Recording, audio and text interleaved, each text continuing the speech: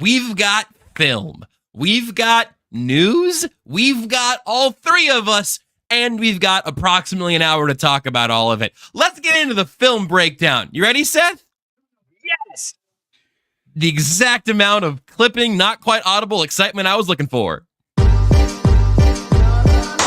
This is KC Sports Network, proudly presented by Emprise Bank.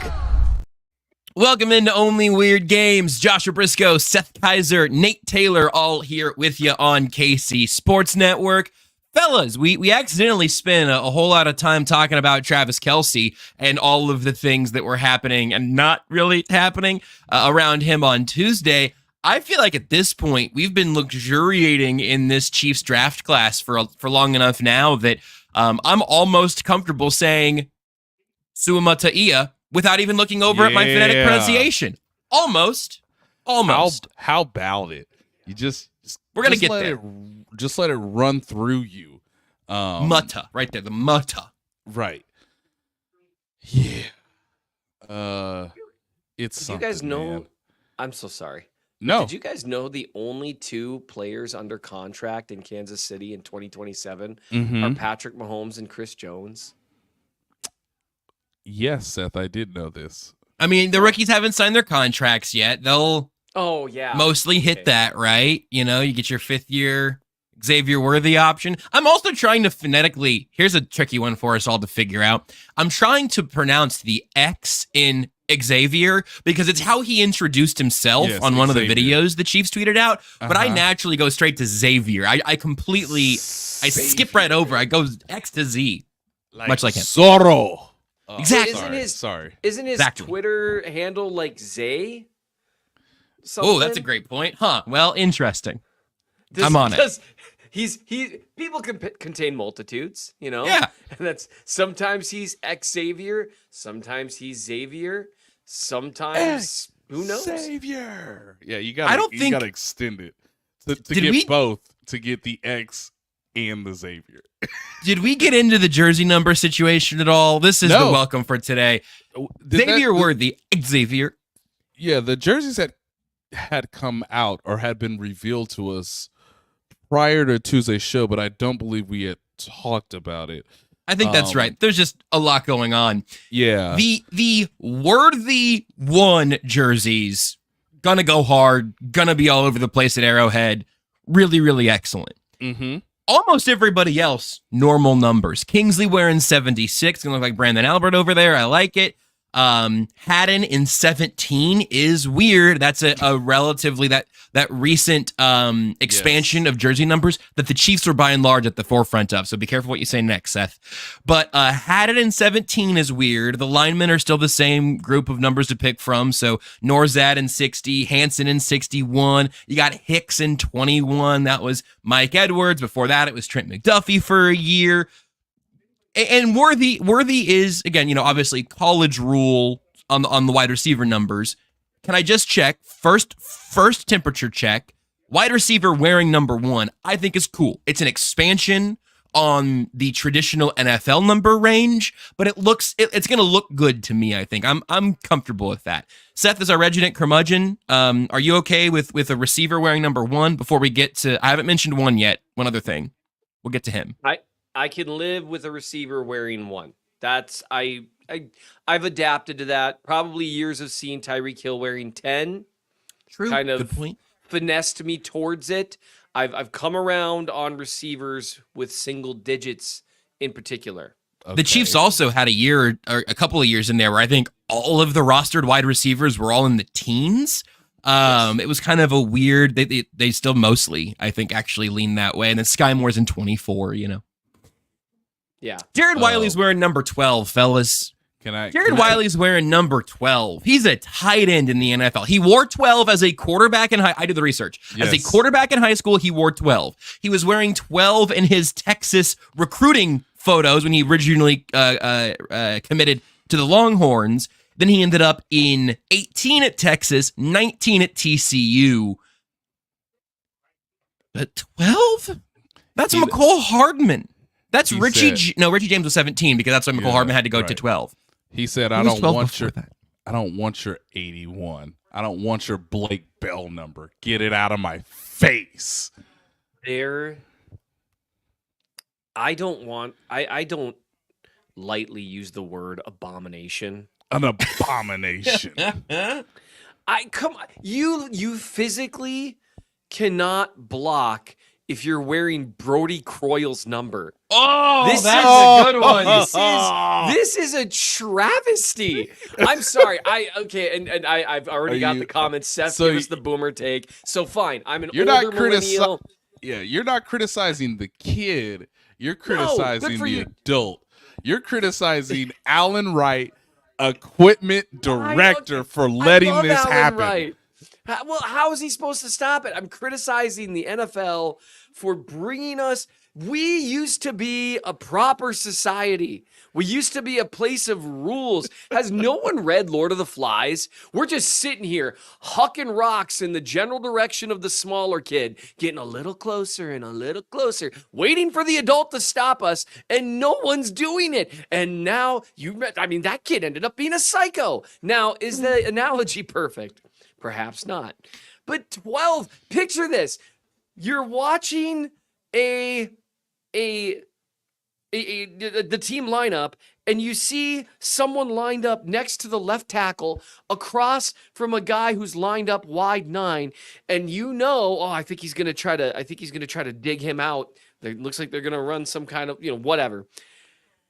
And he's wearing number 12. I'm going to immediately be like, "Oh my gosh. This is going to end terribly." There's got to be some rhyme or reason to this. I have decided this is it. This is where we've gone too far. This would be like if Mahomes next year was like, "You know what? I would like to wear the number 95. Well, that probably wouldn't work with Chris Jones. Be a problem there, yeah. But just imagine that. If Mahomes pick a different number randomly. Pick a different number, like, I don't know, 87. No. 80. Don't pick 83 either, because that's the majestic white horse on a sandy beach for one last ride on a rookie contract, okay? Give Mahomes 88. I think that'd be pretty cold, actually. Oh, for the love of God. Don't you dare disrespect Jody. It's continuing the legacy. First it was Tony's, then it was Jody's, and then it'll be Mahomes's. So producer extraordinaire Tucker Franklin makes Jody a wonderful Foster. point. How are defenders supposed to know he's a tight end? How are you supposed to know who anyone is? He's 6'6".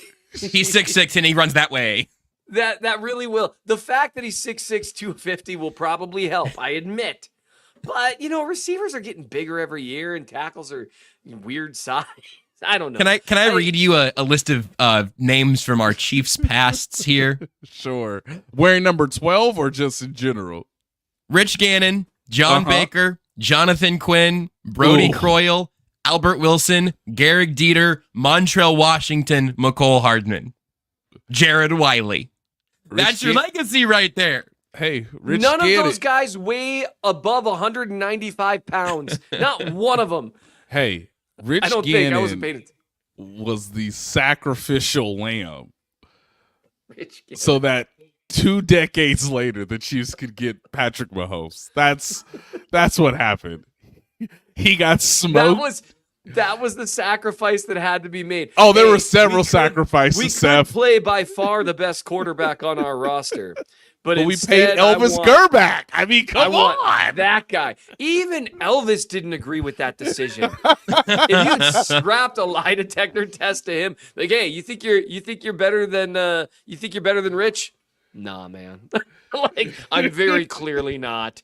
Why are you even asking me? But anyway, I know we've got a lot of show to do, but I had to be an old man who yells at a cloud for just a second there. Because that's number 12. That just, it looks weird. I don't have any other justification for it. Well, I readily acknowledge that, but it looks weird.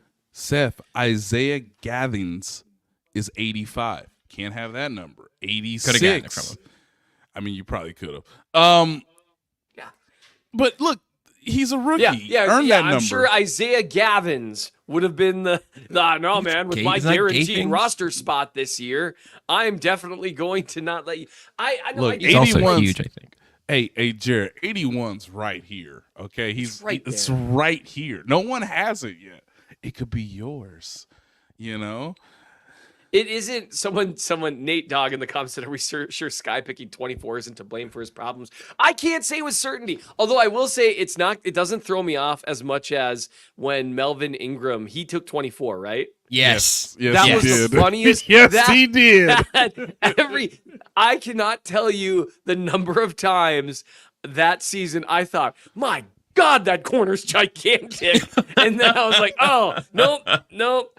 Because it was Ingram, right, that did that. What a bull rush blew from 24. Yeah. Whoa. Blitz that guy more often. How is he going to cover anyone in the slot?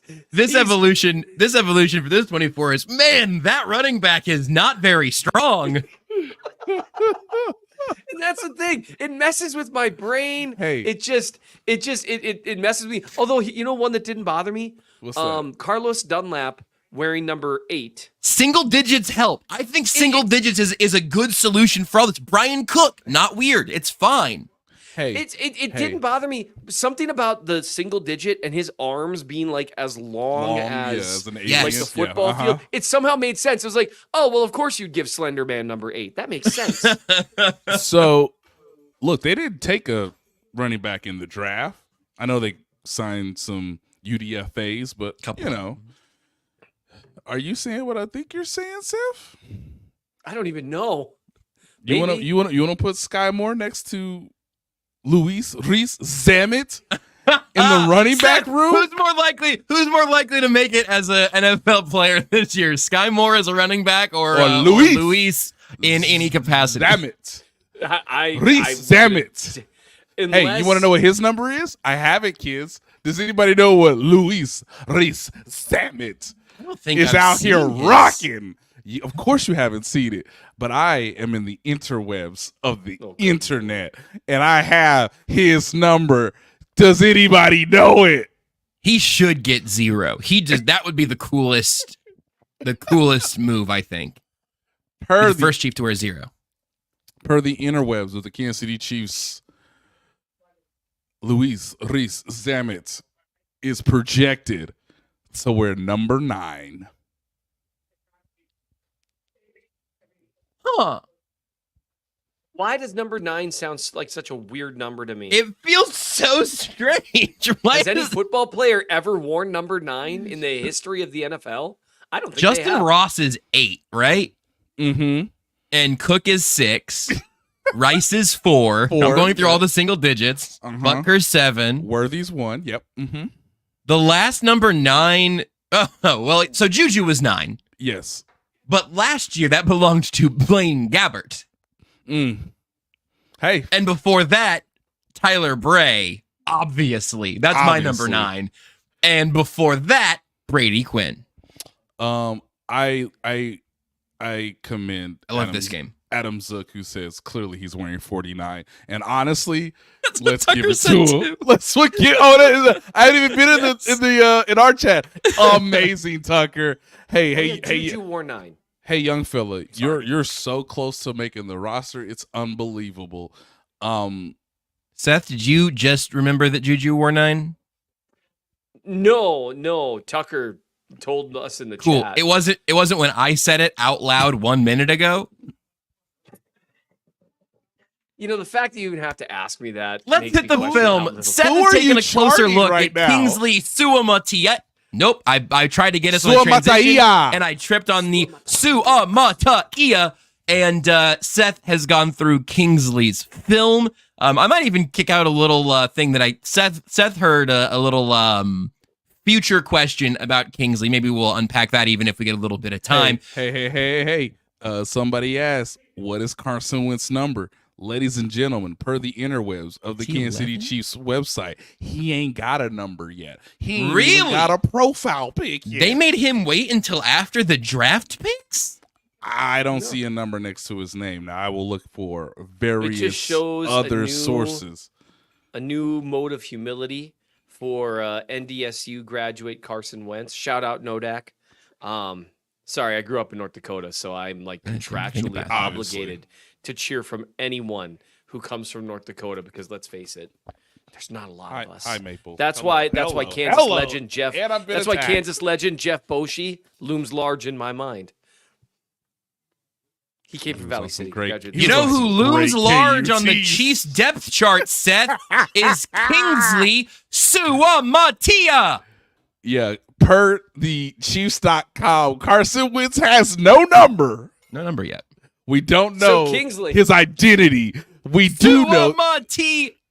that last year, Suamataia. I got worse. as a than that. member of the Suamataia, Los yeah. Angeles Rams, Carson Wentz wore Marquez Valdez-Scantlin's number. Oh, they're holding 11 for MVS to come back. I get it.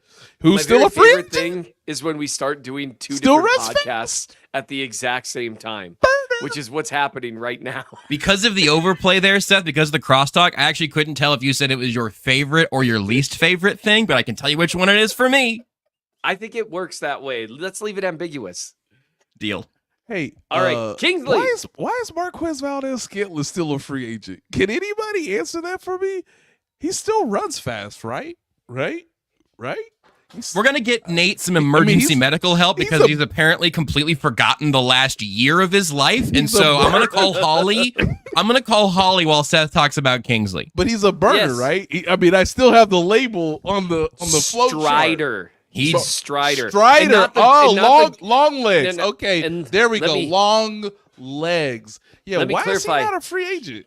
He's not, because he's not the great kind of Strider like Aragorn. And so you've got Suamataia. Suamataia. Yes. You know, I hear from a friend of mine who said on another podcast that they might need a receiver for at least half the season. I think Marquez still knows the playbook. Why? Man, is as soon as- why is he available? Why is As- Marquez? Is no one called Marquez Valdez-Scantling? As soon as you guys realize that the rundown is on the right side of our screen, this show's going to make so much more sense to you both. I'm just sitting here. Well, okay, that's not accurate. No, you can either talk about Kingsley or Aragorn. You pick. Well, I don't know if you want me to pick between those two options. Because you mean Aragorn, son of Arathorn? Are you asking The, do I the- follow the Marquez last of the- Valdez-Scantling on Instagram? Yeah, Of course I I got follow Marquez Valdez-Scantling on Instagram. Would you like me to inform you what Marquez Valdez-Scantling's been up to? He's been in the I'd rather fashion talk game about of late. Aragorn than Okay. that. But Would you be upset if they Would you be upset if they called Marquez Valdez-Scantling? Hey man, we're hearing from the league. It might be coming down 10 games. You got 10 games in you? How about you teach the rookie? You know, how about you be a wisely veteran? Do the Chiefs need one more wide receiver? Seems like a really great topic for us. to cover. What a fascinating question that would be. In about So- 3 topics. In about Okay, 3 my topics. bad. So let Kingsley Suamataia. Right? Yes. So first things first. So I broke down his film Let's take on a the break. Chief of the North. No. We appreciate you supporting KC Sports Network by listening to our podcast. You have helped us become the highest ranked Chiefs podcast network in 2022 and 2023. And don't forget about our daily Substack newsletter, the best written analysis you can find on the Chiefs straight to your inbox every day. kcsn.substack.com. Now, Seth Keysor, in the Chief of the North newsletter, you wrote about new Chiefs offensive tackle out of BYU, the number 63 overall pick, Kingsley Suamataia, out of BYU. Again, a lot of great skills there, a lot he could bring to this Chiefs offensive line. What did you see when you opened up Kingsley's film, Seth? Oh, I saw a lot, Josh. I saw many, many things. Every time I start like that, I swear I feel like I'm doing a Norm Macdonald bit. Oh, I saw lots of things when I turned on his film, Josh. So first things first, with Kingsley, he is actually what you'd be looking for whenever you hear someone, because it always sounds like it's just a blurb that doesn't really make any sense, just something someone says, a well-built, well-proportioned tackle. And a lot of people are always like, what the crap does that mean? Because it just sounds like, what are we lusting after these guys now? Which so much of offensive tackling scouting Yes. sounds like. Yeah. It really does. It's bad. We But need it a really- long, athletic, no, big, nimble tackle. That's right. Tackle. With a big ass. okay. Like, that's But a tackle. So- just really important. Just an offensive dunk? tackle. I'm not talking about anything else at all. So- I just They're need heavy. long- They're heavy, Seth. How are they I going to need get around heavy training camp? hands, Golf carts and bicycles? big No, I'm going to put glutes. them on an ass. A So- nice anchor. You know what I'm saying? A little set, little feet, little foot action. Whoa. Long and athletic. So the thing with Hi, Kingsley, he's listed via what he weighed in at the combine. He's about 6'4.5", 326 pounds. So he's a heavier guy, but when you look at him, he doesn't look that heavy. If you really want to know, like the secret, what are you really looking for there? He doesn't look as heavy as he is. That's how you know someone's well proportioned. That really is about it. He's got good upper body strength, good lower body strength. He moves really well for a guy his size. The big thing with him, and I'll get into this in a second, it's all about the potential. Similar to Wanya Morris. And I like that Morris is a guy that fell farther than he was supposed to, because Morris's film in college flipped back and forth between first 15 picks and undraftable. Kingsley didn't have swings quite that wide. He did have some first 15 pick swings, but he didn't go as far down as undraftable. That was Wanya. That's kind of his thing. And I really like the ceiling of both these guys. But the thing with Kingsley, he's got better feet than Morris. He moves pretty well in space. And one thing I really like about him, beyond everything, he's got all the physical tools, and you hear that all the time. And all these guys look like they have the physical tools for the most part when you just look at a picture of them. But do they play like they have the physical tools? Does functional strength show up in their upper body?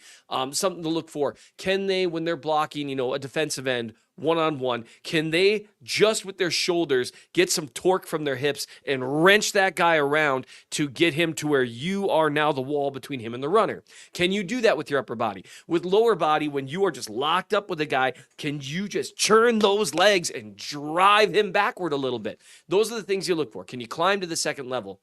Kingsley can do all of those things. His change of direction, not great, but he's an offensive tackle. You're not going to see a ton of great change of direction. You'll see adequate change of direction. He has all those things. He plays like all those things. And one thing I really like about him, for as raw as he is a guy that has actually gotten a go-to pass block move with a really nice snatch and trap, which is just essentially, for lack of a better term, your inside hand, try to get a long arm on you, try to make contact with your pads, and you just get a hold of that wrist and yank it down. And then when their head drops, you trap their head underneath and you boom to the ground. Trent Williams is unbelievable at it. And it's always so funny watching guys get baptized by him, because it happens to everybody. Everyone gets got by Trent. Kingsley's good at it. And to have a formational move like that, and he also, you see him being very intentional with his inside arm versus his outside arm in trying to get guys to engage with that inside arm before baiting them into being directed around the edge. You see the formation of stuff, and that's really intriguing. The thing is, though, BYU, you had maybe 8 true pass blocking sets a game. It's like, how about another RPO, guys? It's like their offense was like RPO or deep shot. And some of the deep shots were built off of play action. So there's some real projection there for him. But I like a lot of what I saw. And so that's the physical stuff all appears to be there. And you see the foundation of the mental side of things. So now it's just, okay, Andy Heck, how quickly can you mold this guy into someone who shows consistency? His hand placement, especially, for as refined as he's started already be with that snatch and trap, he is his hand placement can be all over the place. So then he'll let guys get into his body, get into his frame, and start to drive him backwards. And obviously, that's bad. Great analysis, I know. You don't want that. So, but with his hand placement, when he doesn't get outside of guys' frames, when he really gets his hand placement correct, he's got big old long arms, which is what you want to see. And he's got he's just got a ton of potential. And so I keep using the word potential and then trying to do a bunch of caveats, because when you say potential, people think like 6th round pick. You don't see guys with his kind of potential in the 6th round. No. He's a guy that could have been drafted in the 1st round, and I'm really happy with the pick based on it's just the refinement. Can he, and how quickly does it happen? The thing that was most notable at the Senior Bowl, Josh, was not only his ability to play left and right tackle, Nice. but it's also the fact that he's physically he holds up quite well to his peers. The thing that will be very fascinating, let's just say if he just starts on opening night, speed rush in the NFL is quite different to speed rush in college. And I do think that might be one of the concerns, kind of what Seth said about changing direction and getting maybe flash to the outside before somebody tries to sort of speed rush you on the inside or just go right around you. Those are the things that he'll have to get used to. Yep. But he's probably a better run blocker than Donovan Smith was last year. And he's a better mover, particularly in the screen perimeter stuff, than Wanya Morris is. So I think he might already be a more consistent pass blocker than Morris, but he's not the people mover that Morris is. right. But he's the people mover on a higher level than Donovan Smith was last year. Yeah. But Donovan Smith has whatever, a decade of Yes. actual pass sets. Yeah, Donovan Yes. Smith knows every trick in the book to some degree. And of course, if he stayed healthy, he could be consistent. The problem was he got into a groove, I want to say like late September, early October, and then his body started to, the wear and tear started to get to him to where obviously he couldn't play. When you play all against upper the- against the body, you Packers. keep getting hurt. Yeah, well, Sorry. he knows every trick, Seth. He does. Why do you want me to reach? What's that? Yeah. Yeah, I'm not going to Huh? do that. I'm sorry, we playing the Bills and it's well, he wasn't playing against the Bills. Who was it? There's some play that is vivid in my mind about like, oh, that's what they mean. About like him trying to be on the perimeter, trying to make a block, and it's like didn't really get anybody, but he was there, kind of, And so if you want somebody barrier. younger, athletic, a little bit more, foot nimbleness, then then Kingsley, the tough part about getting excited about a potential left tackle is you're not going to see anything until preseason game number 1. Right. So They where won't are know you anything guys about at? him. Where are you guys at in that regard then? Because that's kind of the next big question I wanted to get out there before we kind of move on to some of the other stuff, which is Seth, from you going in, and again, people can read along and get more GIFs and more actual info in the Chief of the North newsletter where this is at. Also, the Wiley review we'll talk about in a little bit.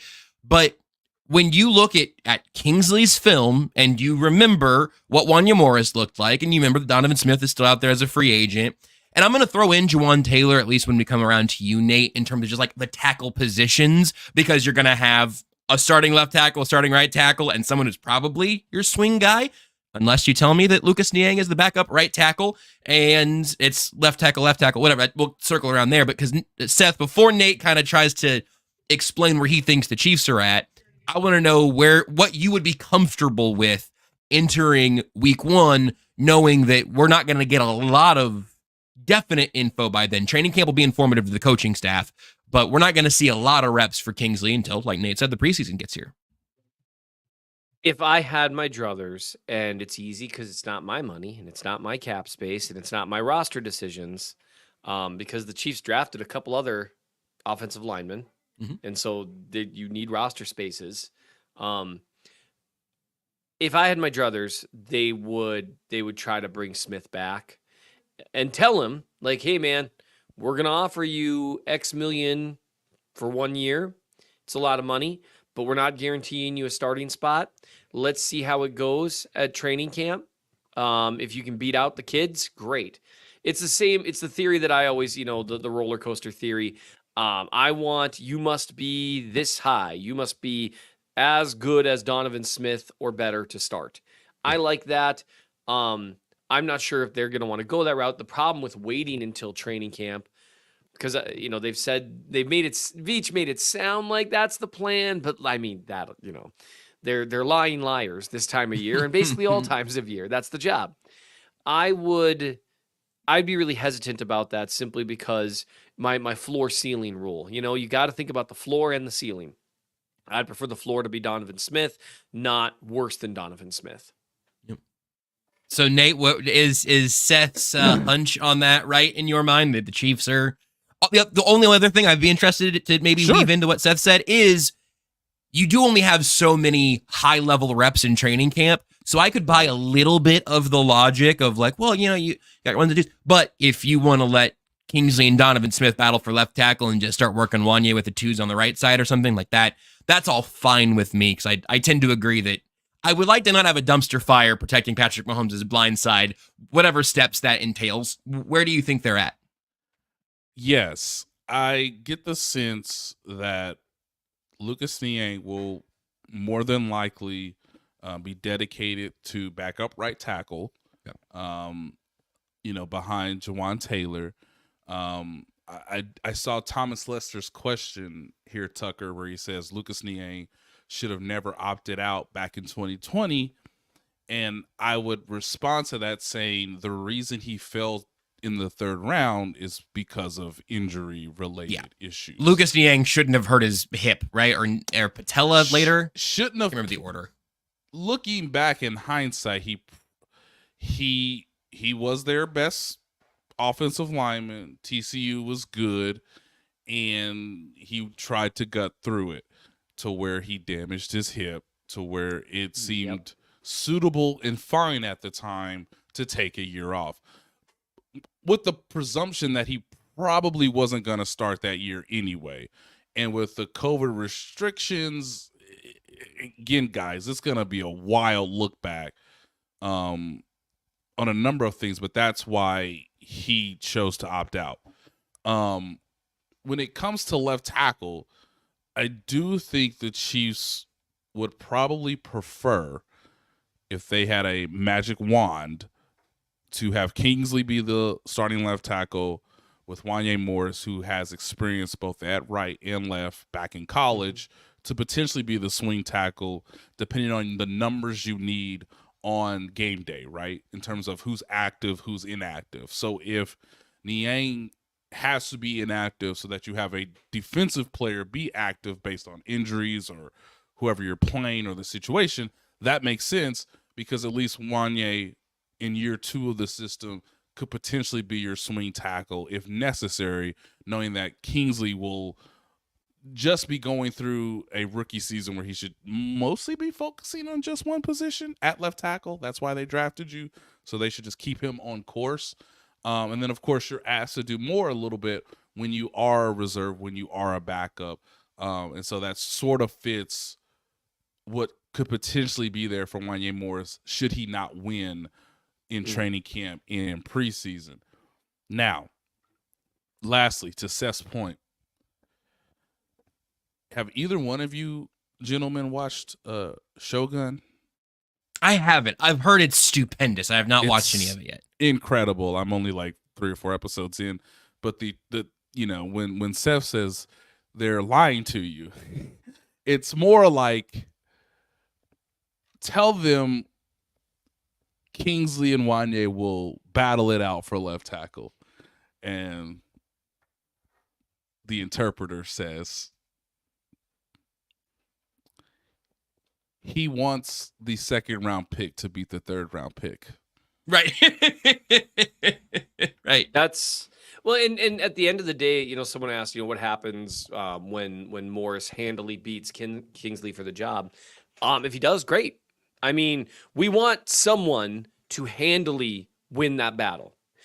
Honestly, yeah, they'd prefer the 2nd round pick because it would make them look better. But honestly, it doesn't really matter. Like if the deal is, it's not that one guy's so bad, it's that one guy's stepping up. And so if you find an average left tackle in the 2nd or 3rd round, that is a massive win in the draft. You find an above average one, oh man, build a statue for the guy. Like that's so. I mean, I do like they're doubling up on guys with a lot of talent, and they're betting on Andy Heck and their kind of surrounding ecosystem. And then, whoever doesn't win becomes a swing tackle. And that's not a bad way to go. It would be really nice if Jerick McKinnon was on the roster just to chip block and leak out. Yeah. To help a rookie left tackle potentially.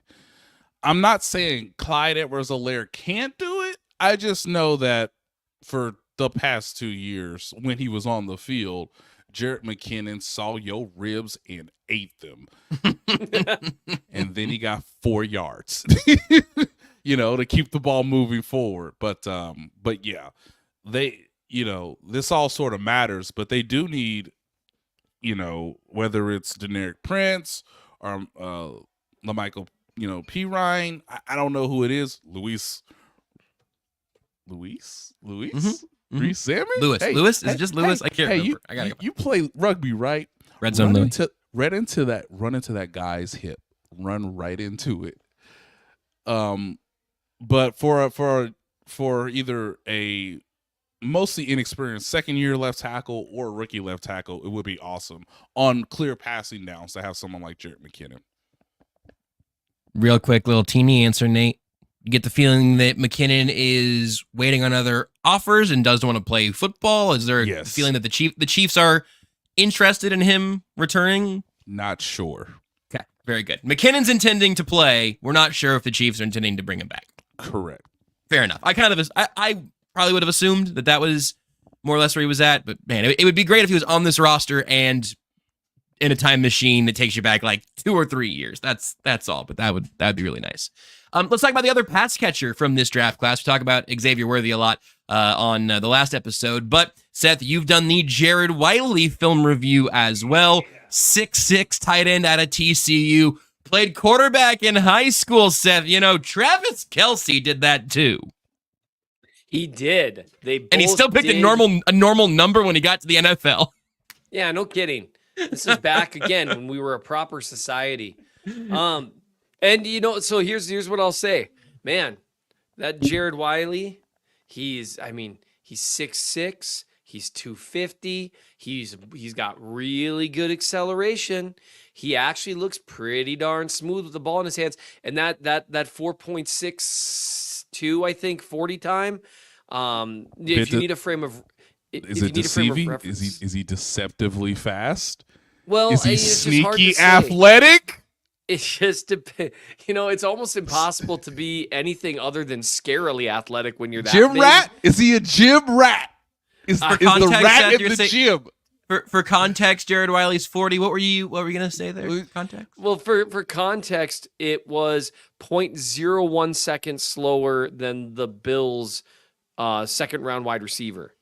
And so it's just one is like 6'3" and like 215 pounds, and one is like 6'6" and 200. You know what? I hope Kean Coleman has a great career. Does he buy his coats during the summer though? That's what we're. Well, that's why they got to. That's why they got to keep doing all these pieces on that stuff, because they can't show his film. Well, he's got to get comfortable with the cryo chamber, because we gonna need that. Okay, these boys hit up here. Okay, and it gets cold. It is quite cold. So here's the deal with Jared Wiley. You could do all the things, and this was bound to happen.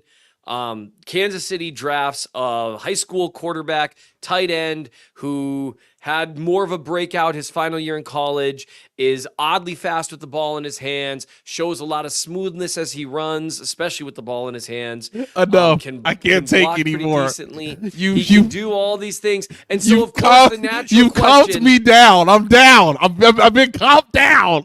Now, everything is young Travis Kelce was big and fast, and young Travis Kelce was this, that, and the other thing. Yes, that's true. Those are similarities, but please stop it. That's just okay. You just gassed the audience up, Seth. What are you talking about? There are some crucial differences here. Okay, one is flexibility. Wiley's he's a smooth guy for 6'6", 250. He's got a little bit of flexibility at 6'6", 250, and a teeny tiny bit of quickness, but not much. Flexibility and some quickness. Kelce had both of those things. And you can see the difference on their film, especially in terms of fluidity. Jared Wiley is very fluid for a normal 6'6", 250-pound tight end. He is not Travis Kelce fluid, and we can't do this to people. We also, and I need to remind you guys, the role Travis Kelce has played with the Chiefs for like the last 7 years is not a normal tight end role. It's like a tight end role plus, hey, you want to play X receiver 25% of the time? And most guys can't do that. Wiley didn't do that in college. Now, Seth, neither did Kelce. I know, but we can't count on Jared Wiley becoming one of the best 10 route runners to ever live. And that's what Travis Kelce is. Nate, stop it. Whatever you're about to do. I have a question from the we have a question from the audience. Excuse me, Jim. Excuse me. Yes, this is from I'm sorry. State your name, ma'am. We've got it. Yeah, I'm gonna go to you now, Seth. I just talked to a couple of people in the comments. Does Wiley smoke weed? It's 2024. I'm waiting for it. Gummies. Hold on, guys. There's a delay because of the way we telecommunicate. There's a delay. I did. Nate, ask sources you, are telling me that he is projected to be dating Olivia Rodrigo in about a decade, give or take a couple years on either side. Does he smokes weed, listens to good music? Back to you, Nate. Correct, Frank. Thank you. Thanks, correct. Nate. Thank you, Nate. Yep. So the deal with Wiley's film, what he showed on tape was traditional tight end stuff. Seam routes, okay? Think seam routes. Think crossers. Think chips and leaking into the flat. Some traditional college tight end stuff. But here's the thing, though. He's pretty good at that stuff.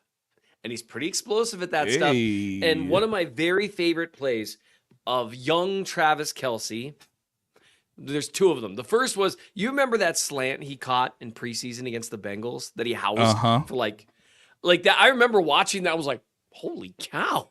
Where he just outran the safety.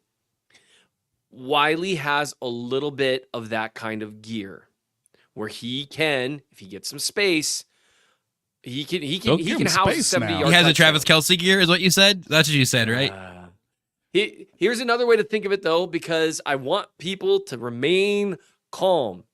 His he doesn't have the same flexibility. You can't assume he'll develop those route running chops. So, but what if we get him a Pilates it's the next class? Kelce. What he could be is a good tight end for the post-Kelce era when they inevitably have to change the role of the tight end in their offense. I don't think they understand what that means when you say traditional. It means that he can run 7 or 8 routes and let him do that. And that's okay. Remember Julian Edelman was joking around with the Kelce brothers that Gronk ran 3 routes his whole career. If you're good enough at, it doesn't matter. And that there's something to be said for that. But don't call them young Kelce because they're not super similar players on film. Wiley, though, looks like a guy who has the same athletic profile, actually just a teensy skosh bit better in some ways than a majestic white horse on a sandy beach, while being 3 inches taller and at least 10 pounds heavier. So he moves like Ice Pyro in the comments. Could he be maybe TJ Hawkinson? I think maybe he could. Maybe. And you know what? Now TJ Hawkinson's a great tight end. But that would be a great comp for Jared Wiley.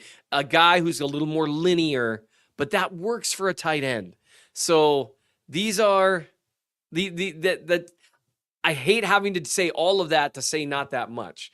But man, our comments are so he's Gronk. Seth's saying he's gonna be Gronk. You guys get the show, don't you? I do think does he love football? Well, actually, I was gonna say that I do think it's worth doing.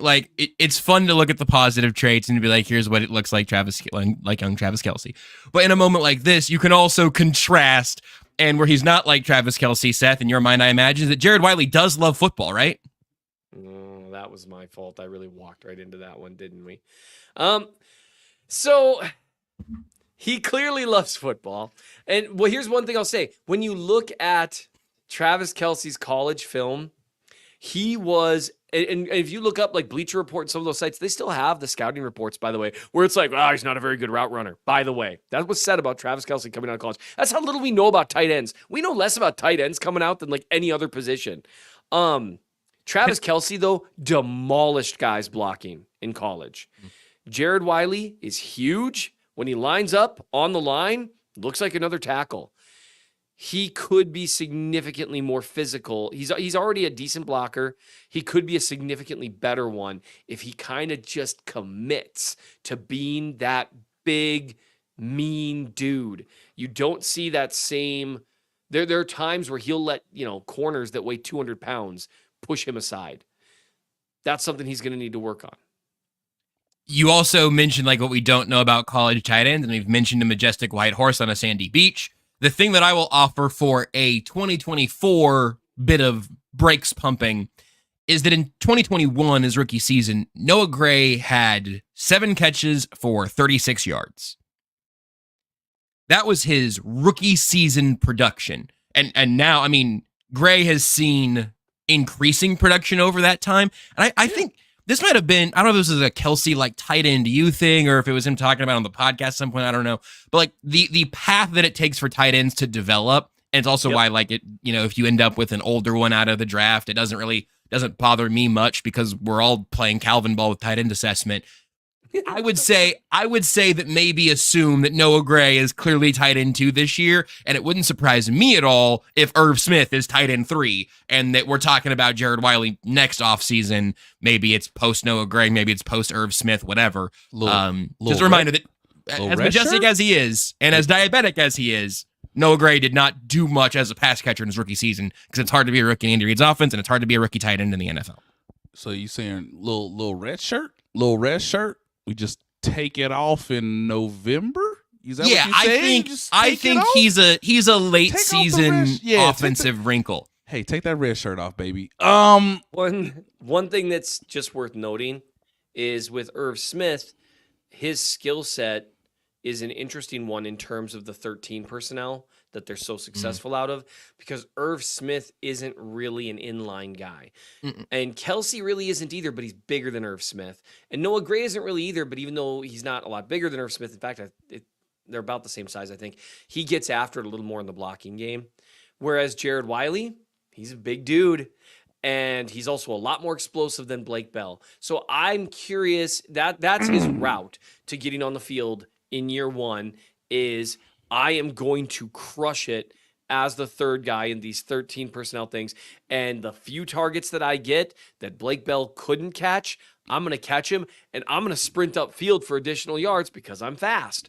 That's the path forward for him. But it is at least interesting to me that he's got a similar athletic profile to Noah Gray, but is bigger. Okay, so I could see him being the third tight end in 13 personnel and still being 4th in tight end targets. If that makes sense. You know what I'm saying? Yep. So what I understand from our audience, looking at the comments, we don't need another question, sir. I understand. Just give me a second. What I need to do for rookie mini camp on Saturday, Sunday, and Monday is give you guys 2 answers to 2 pivotal questions.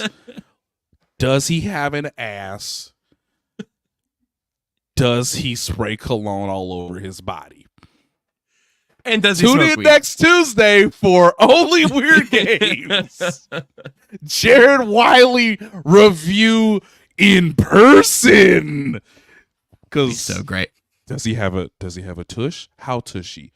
How squeaky squeezy is it? Is it a apple bottom? A little apple bottom action? Look at him run that seam. And they don't really let us in the locker room, but how close can I get No to the wonder with the way podium? you're talking about these guys. Yeah, no kidding. For the first time in a while, Nate, I actually agree with Chiefs PR being a little more restrictive with you. Yeah, like we can't let this guy in the room. Hey, Jared, I just want to ask real quick, not about your high school coach or how you did well at TCU or even the pre-draft process. What is your scent? Who are you wearing? Look, man, we're trying to do a job here. We are trying to evaluate how your rookie year is going to go. Could I just squeeze your Smell butt you. a little? Could I just, this isn't, I just need to figure something out. Okay, you can leave now. Yeah. Hey, why are they grabbing? No. So now I'm in the position in this box that I occupy on the show of stopping this bit so we can get to the next topic. That's okay. That happens all the time. All the time. And the next topic is how long is Rashee Rice going to be suspended? So let's talk about it. There was a little bit of a bombshell very casually dropped by James Palmer on Steve Smith's podcast. I'll give a whole bunch of follow-up context to this as well. And then, Nate, you can tell us what you know. But they were talking about Xavier Worthy and mentioned Rashee Rice, and Palmer hopped in with, he's going to be suspended. Let's just put it out there. They're expecting half a season at least. They, in this instance, contextually being the Chiefs, expecting half a season at least. On April 22nd, Adam Schefter wrote a little blurb about where he was in terms of what he knew with the Rashee Rice situation. And he said that he's, quote, expected to be disciplined by the NFL, resulting in at least a multi-game suspension. Now, multi-game, by the absolute silliest definition, could be 2 to 16, because 17 is the full season. I don't think we've seen a preseason suspension of like more than maybe 12. So you can call it 2 to 12. At the time, I called it 2 to 7 because I said, hey, if it's a half season suspension, that's really where you should pick it up. And Ian Rappaport said during draft coverage, and this isn't as specific, but saying, hey, depending on how the legal process plays out, Rashee Rice might not get suspended this season. He could get suspended next season. Was it Frank Clark that got suspended midway into or Willie Gay? It was Willie Gay who like played 2 weeks and then got suspended by the timing of it all. Now that should not happen here. This was at the end of March. I certainly hope that we're not doing this during preseason. For the context, I'm trying to understand it all or remember it myself, but I think for the context with Willie Gay, because there was a child involved, there was a little bit of like, okay, how are we going to handle this legally? You know, does he need... His was in January, by the way, so it still took a very long time. Yeah, it was during the postseason, but there was a couple... I don't know if this is the exact word set, but there was a couple continuations of the case, and it got, legally... Continuances. Yeah, continuances. Thank you. And it got mostly resolved, but there was one final piece they had to sort of figure out, if my memory's correct, and that was maybe training camp, like right after training camp. And so when that happens, and you have some form of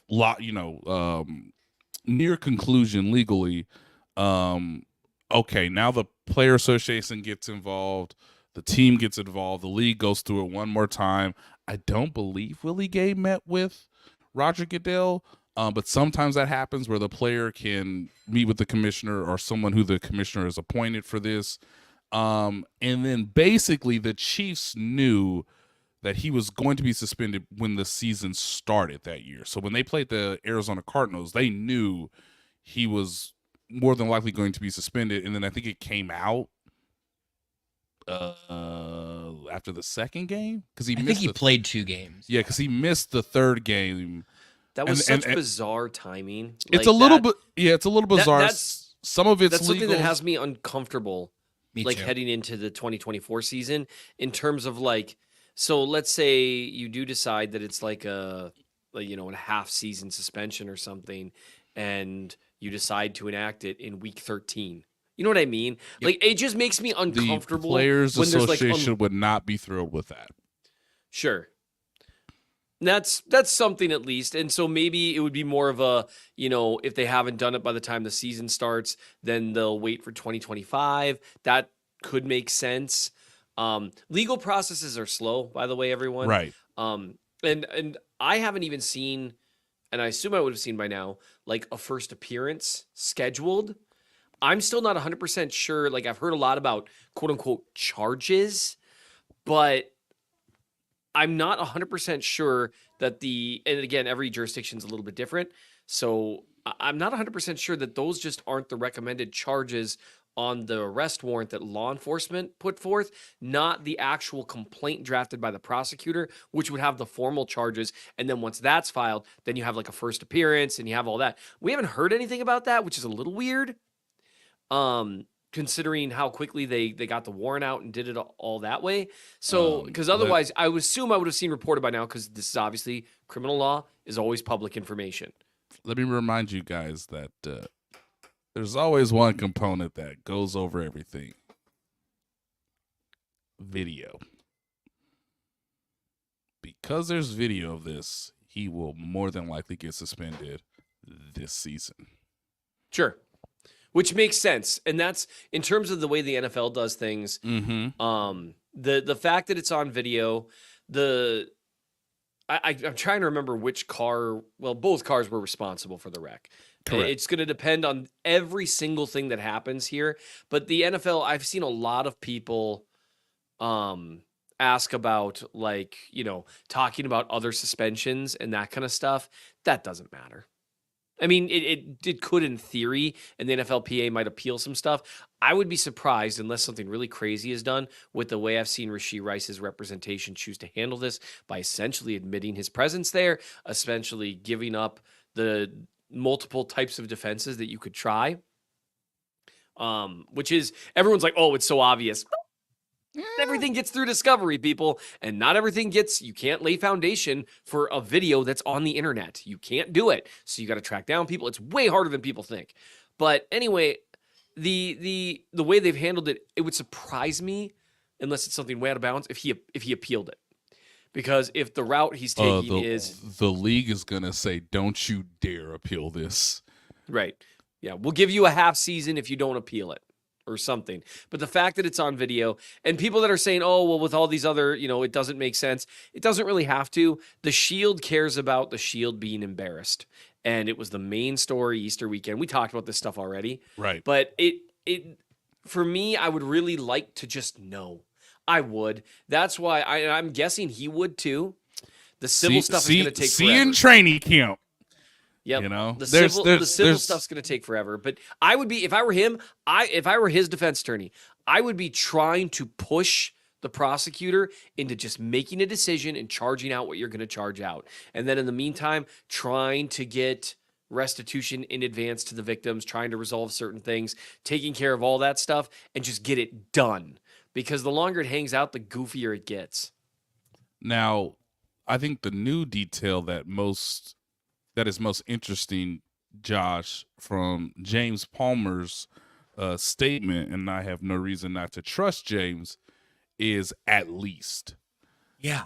The at least part is new information, in my opinion, because as I've said, it could be 4, it could be 6. I heard on the high end it could be 10. I don't know if it'll be 10, but at least half the season is like 8 to 9 games. So if that's at least, it's a bad circumstance. But at the same time, there's no reason not to trust James on this. It's kind of, I was surprised even with everything that you guys both just noted in terms of the NFL doesn't need to have it make sense, and that was new information there. I was surprised by the idea that the starting point would be half a season. We'll be able to talk about that more, maybe have to talk about it many more times along the process. Real quick here, Seth, this ties into the most recent thing you've written up in the newsletter. With that in mind, if we say 8, if we say 6 to 12, however you want to set up that range, if the Chiefs are expecting there to be a heavy absence of Rashee Rice, not 2 games or 4 games, but something exceeding that, it sounds like that underlines something you already believed, which is that this roster could still use another receiver. Absolutely. His name is Marquez Valdez-Scantling. So here's right. Here's the interesting thing to me. And this is where, so I wrote about this, of course. It was like kind of like a bonus if I were Brett Veach article and making an argument for one more wide receiver, because a lot of people are, when you say they need another receiver after you saw, well, they signed Hollywood Brown, they drafted Xavier Worthy, and so what you see a lot of is people, they see Brown, Rice, Worthy, and are like, we're set. And I get that instinct. I 100% do. A few things to understand here. First is Rice's suspension. That matters. And it's a big portion of the season in what seems like a lot of likelihood. Second, Xavier Worthy's a rookie. It's one thing to count on him to contribute. It's another thing to count on him to be a primary contributor. Those are two very different things. And so even with just those three guys, you've got two guys with big question marks. And that's if you're being kind with Hollywood Brown, who, because he's such a good fit, because he separates well from man coverage, there's been a lot of really positive coverage from that. But it's not like Hollywood Brown is coming in here a superstar. He would have been by far the best receiver in the room last year, until the end of the year when Rice kind of came on. I still think he would have been a better overall receiver. But it's not like they didn't sign Jamar Chase. Like, they didn't sign a guy who has zero questions. And that's just with the guys that you've already got. The other thing is wide receiver 4 is going to play at least a few hundred snaps. That's how this works. And so for me, and we talked about this, if only there was a time that we could kind of put aside to talk about like things that you learn, like I